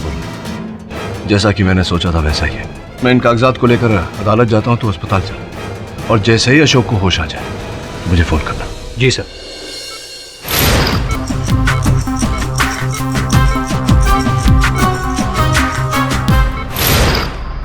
मेरे हाथ में कुछ बैलिस्टिक रिपोर्ट्स हैं। प्रथम रिपोर्ट उन गोलियों की है जिनके कारण रूपल की हत्या हुई। इस रिपोर्ट से स्पष्ट होता है कि वो गोलियां ग्लॉक 23 RTF-1 नामक बंदूक से चलाई गई थी। द्वितीय रिपोर्ट योर ऑनर उन गोलियों की है जिससे अशोक पर हमला किया गया। इस रिपोर्ट से स्पष्ट होता है कि वो गोलियां भी ग्लॉक 23 RTF-1 से चलाई गई। तृतीय रिपोर्ट योर ऑनर उन गोलियों की जिससे राजेश को मारा गया। फर्क केवल इतना है योर ऑनर कि वो बंदूक ब्लॉक 23 RTF-1 का नया प्रतिरूप है, ब्लॉक 23 RTF-2। पाठक साहब, क्या नॉलेज है आपके पास गन की? क्या बात करूं? बात करिए ना, क्यों नहीं, बात तो करिए? आप अभी फिलहाल उसकी बात मत कीजिए। क्या लगा रखा है? RTF, BTF, रेंज 1, रेंज 2, नया पुराना, क्या है योर ऑनर? Time waste. ये सब गन का नॉलेज यहाँ पे अदालत में देखिए क्या साबित करना चाहते हैं? क्या रिश्ता क्या है?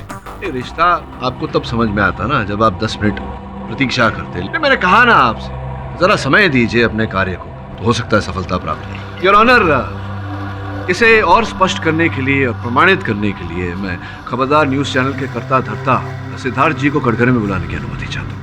अनुमति।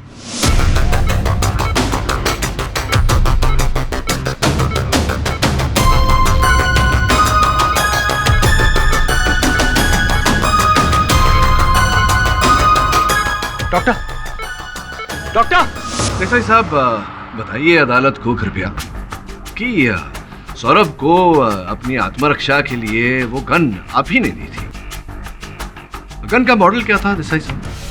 मॉडल, हाँ, लेकिन वो वही गन थी जो पुलिस को कार में से बरामद हुई थी, जिससे राजेश की हत्या हुई, यानी कि हत्या का औजार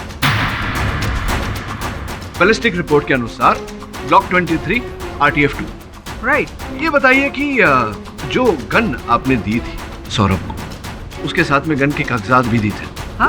उन कागजातों पर क्यों ऐसा लिखा है कि आपने जो गन सौरभ को दी थी वो ब्लॉक 23 RTF-2 नहीं, ब्लॉक 23 RTF-1 थी, उससे पुराना मॉडल। यानी कि आपने ये पिस्तौल नहीं दी थी उसे आपने ब्लॉक 23 RTF-1 दिया था।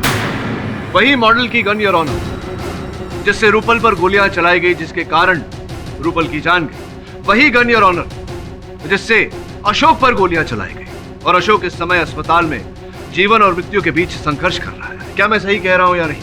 मिस्टर पाठक, मेरी खुद समझ में नहीं आ रहा है आप क्या बोल रहे हैं। खुद बात है देसाई साहब, इतनी सरल सी बात आपको समझ में नहीं आ रही। सिंपल योर ऑनर, जब देसाई साहब ने सौरभ को वो बंदूक दी ही नहीं थी, तो फिर उस बंदूक से सौरभ किसी की हत्या कैसे कर सकता है?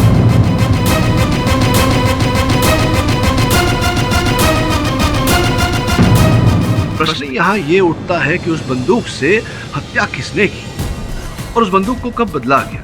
योर ऑनर, स्पष्ट है कि ब्लॉक 23 RTF-2 से, यानी कि इस बंदूक से, नए मॉडल से राजेश को मारा गया, और फिर वो बंदूक इनके गाड़ी में पड़ी हुई बंदूक से बदली गई। किसने बदली? देसाई साहब।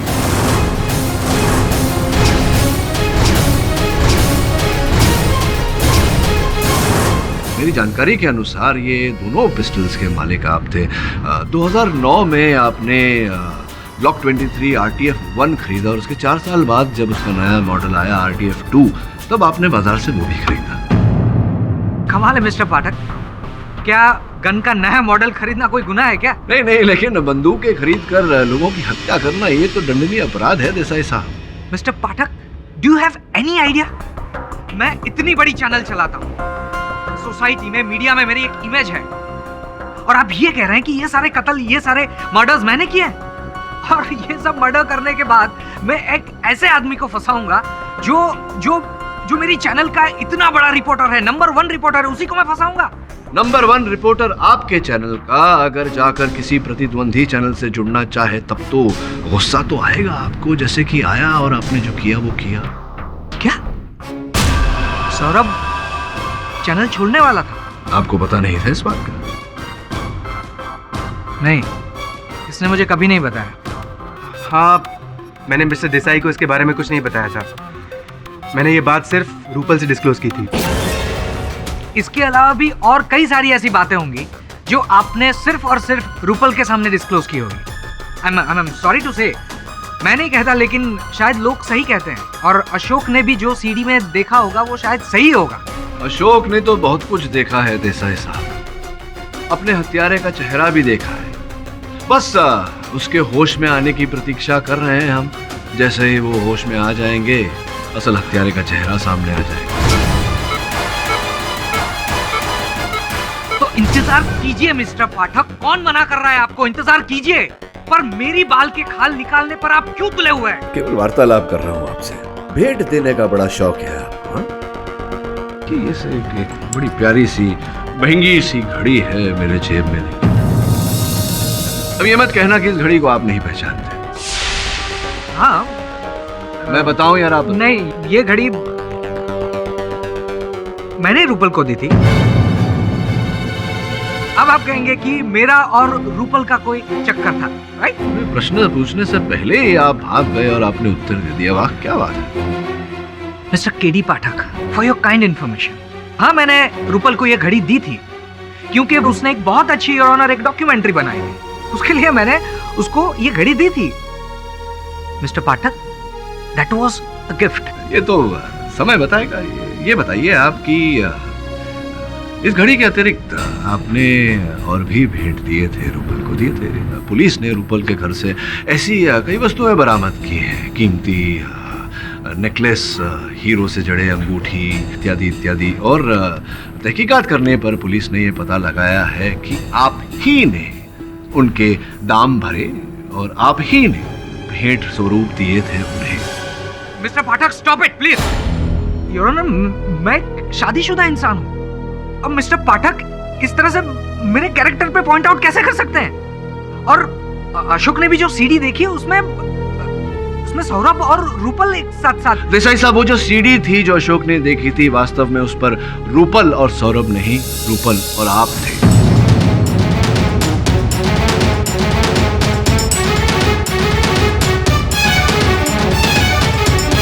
राजेश आपको ब्लैकमेल कर रहा था, आपसे लाखों रुपए ऐंठ रहा था।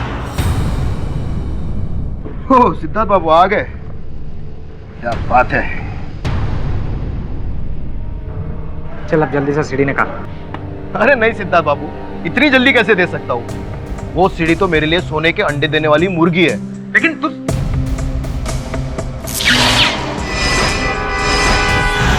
तो कुल मिला के वास्तविकता ये है देसाई साहब कि आप राजेश को पैसे देते देते तंग आ चुके थे। फिर एक दिन अचानक आपने राजेश को अपने ही ऑफिस में सौरभ से मिलते हुए देखा। आप समझ गए कि राजेश सौरभ को भी ब्लैकमेल कर रहा है। तभी आपके मन में ये योजना उत्पन्न हुई। इसी कारण से आपने वो गन सौरभ को दी, इनकी आत्मसुरक्षा के लिए नहीं, बल्कि अपनी योजना को, अपनी साजिश को अंजाम देने के लिए। कमाल है मिस्टर पाठक। आई मीन, कैसी योजना? आप जो भी बोल रहे हैं ना, आपको उसे प्रूव करना पड़ेगा। You need to prove it. साबित कीजिए। नहीं, साबित मैं नहीं करूंगा, साबित तो अशोक करेगा होश में आते ही। सॉरी टू डिस्टर्ब यू पाठक साहब, ऐसा योर ऑनर किसी के बारे में बोलना नहीं चाहिए, लेकिन अगर अशोक को वहाँ पे कुछ हो गया, मतलब वो मर गया, तो आपकी जो थियरी है वो भी, आई होप यू अंडरस्टैंड। मैं योर ऑनर, मेरे सहायक का फोन है, लग रहा है कि वो होश में आ गया होगा अशोक, अगर आपकी अनुमति हो तो। धन्यवाद। हाँ वरुण, बोल। सब बैड न्यूज़ है, अशोक की डेथ हो गई। सर, मुझसे कुछ भी इंफॉर्मेशन नहीं निकाल पाए।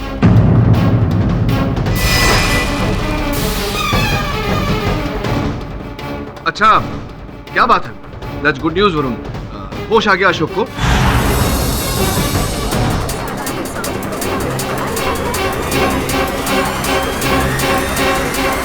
होश में आते कुछ बोल पाया? स्टेटमेंट दिया उसने, कथन दिया अपना? सर? हाँ, मैं समझ रहा हूँ कि मैं बोल नहीं पा रहा, गोली लगी हूँ, तो किसी का नाम तो लिया होगा। किसका नाम लिया? साहब ने ठीक से सुना नहीं, उसकी डेथ हो गई है। होश में कैसे आएगा वो? अच्छा, इंस्पेक्टर साहब से कहो उसका कथन रिकॉर्ड करके तुरंत अदालत में आ जाए। हाँ तो देसाई साहब, सुलझ गई सारी उलझन। अब जैसा कि आपने कहा था, थोड़ी प्रतीक्षा कर लेते हैं। ज्यादा दूर तो है नहीं अस्पताल, इंस्पेक्टर साहब आते ही होंगे, या थोड़ा बहुत समय अदालत का बचाना चाहेंगे। क्या करना चाहेंगे? राजेश और रूपल दोनों का मर्डर मैंने किया है।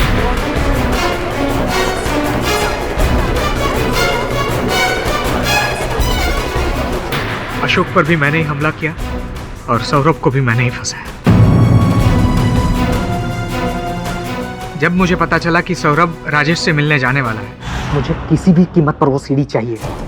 तुम्हें जितने पैसे चाहिए उतने पैसे बोलो, लेकिन मुझे आज के आज ये केस रफा दफा करना है, ठीक है? फिर तो पूरा एक खोखा लगेगा साहब। क्या? और अगर हाँ आज के आज वो सीढ़ी चाहिए तो आज रात 10 बजे गोराई बीच में मिलो। नहीं 10 बजे नहीं, थोड़ा जल्दी मिलो, क्योंकि आज रात 10 बजे मैंने तुम्हारे ऑफिस के एक क्लाइंट को टाइम दिया। ठीक है। करीबन 9:45 बजे मैं वहां पे पहुंच गया। मैं वहां पे सिर्फ बंदूक और खाली बैग लेके गया था, क्योंकि पैसे तो मुझे उसे देने नहीं थे। मैंने जाने के साथ ही उस पर अटैक कर दिया।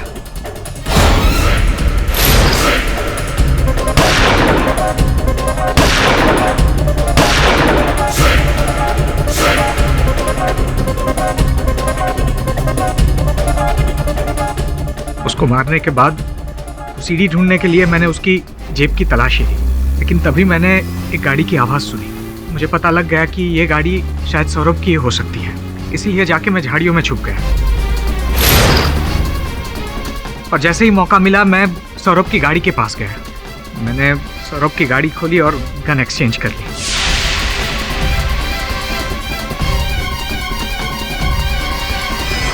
सब कुछ मैं जैसा चाह रहा था वैसे ही हो रहा था।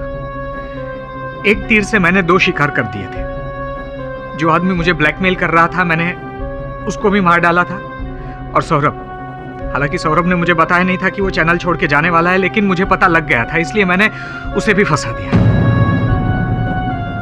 सब कुछ मेरे प्लान के हिसाब से हो रहा था जज साहब, लेकिन तभी उस रूपल का फोन आया। एक बुरी खबर है, वो सीडी किसी और के हाथ लग गई है, एक नया ब्लैकमेलर। रूपल को मैंने बहुत समझाया। अशोक ने जहां पर हमें बुलाया था मैं वहां पे रूपल को लेके गया। नया ब्लैकमेलर है अभी, लेकिन मुझे किसी से कोई सीक्रेट्स नहीं छुपानी। मतलब हमारे अफेयर के बारे में तुम्हारी बीवी का क्या रिएक्शन होगा उसे मुझे कोई लेना देना नहीं है। तुझे तब समझ में नहीं आया जब तुझे प्रमोशन दिया था। मुझे कोई लेना देना नहीं। सुन मेरी बात, अगर मेरी बीवी को पता लग गया ना तो तुझे कहीं के नहीं छोड़ूंगा मैं। मुझे कहीं का नहीं छोड़ेगा, मैं तुझे कहीं का नहीं छोड़ूंगी।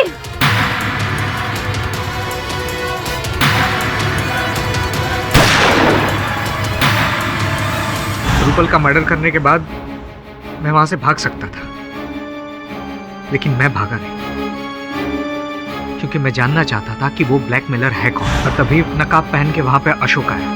रूपल की लाश देख के वो भागने लगा। अशोक तू? मैंने कोई खून नहीं किया। तू ही रूपल को ब्लैकमेल कर रहा था ना? बोल, सीढ़ी किधर? सीढ़ी कहाँ है? सीढ़ी थी लेकिन लगता है गिर गई। मैं और अशोक सीढ़ी ढूंढने लगे कि तभी वहां पे वरुण आ गया। इसलिए मैं और अशोक बिना सीढ़ी लिए ही वहां से भाग गए। मैंने उसे 3 लाख रुपए दिए सीढ़ी का राज छुपाने के लिए, और ऊपर से और 5 लाख रुपए दिए सौरभ के बारे में झूठी गवाही देने के लिए। देसाई साहब, आपको अशोक को मारने की जरूरत क्यों पड़ी? क्योंकि इतने पैसे देने के बावजूद भी वो मेरा राज खोलना चाहता था। मेरे पास और कोई ऑप्शन नहीं था, इसीलिए मैंने तय किया कि मैं इसका भी खून कर दूंगा।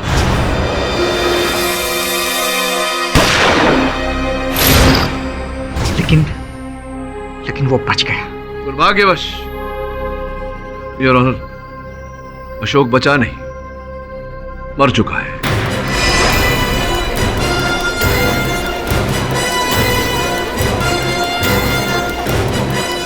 आपने एक नहीं 3 खून किए हैं देसाई साहब। अभी तो आपने कहा कि वो मरा नहीं, बच गया है, और उसका स्टेटमेंट। देसाई साहब, कभी कभी सीधी उंगली से घी ना निकले, थोड़ी टेढ़ी कर लेनी चाहिए। Defence rest. सभी पक्षों और गवाहों को सुनने के बाद यह अदालत सौरभ आचार्य को इस केस से बाइज्जत बरी करती है और सिद्धार्थ देसाई को इन तमाम हत्याओं के जुर्म में फौरन हिरासत में लेने का हुक्म देती है। The case is closed. ना, इस समय मैं आपसे कुछ कहना चाहता हूँ। सुना है कि आप छुट्टी पर जा रहे हैं।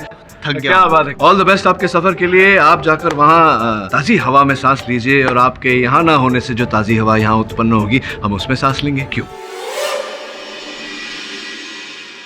और भी दिलचस्प कहानी देखने के लिए हमारे चैनल को सब्सक्राइब करें और बेल आइकॉन दबाना न भूलें।